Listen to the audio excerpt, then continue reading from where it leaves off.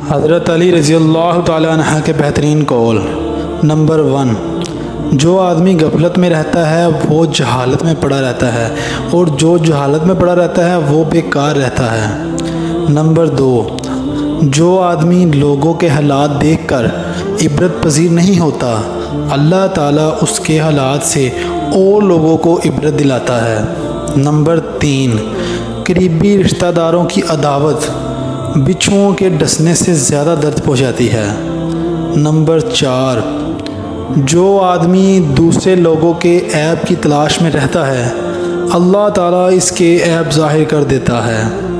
Number 5، جب آنکھیں نفس کی پسندیدہ چیزیں دیکھنے لگیں تو دل انجام سے اندھا ہو جاتا ہے۔ نمبر 6، جو ظلم کے ذریعے عزت چاہتا ہے، اللہ اسے انصاف کے ذریعے ذلیل کرتا ہے۔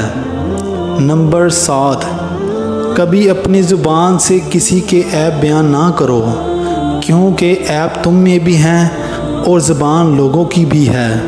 نمبر 8، حضرت علی رضی اللہ تعالی عنہ نے فرمایا، جب کسی شخص کی عقل کامل ہو جائے تو اس کی گفتگو میں کمی آ جاتی ہے۔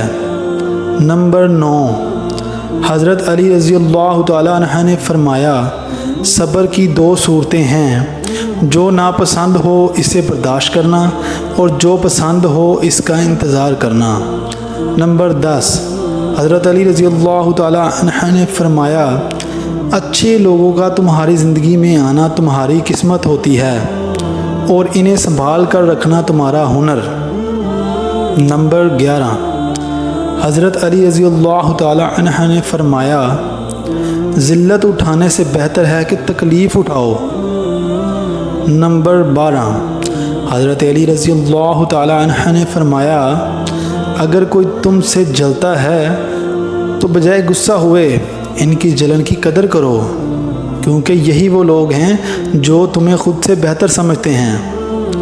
نمبر 13، حضرت علی رضی اللہ تعالی عنہ نے فرمایا، 3 انسان 3 چیزوں سے محروم رہیں گے، غصے والا صحیح فیصلے سے، جھوٹا عزت سے، اور جلد باز کامیابی سے۔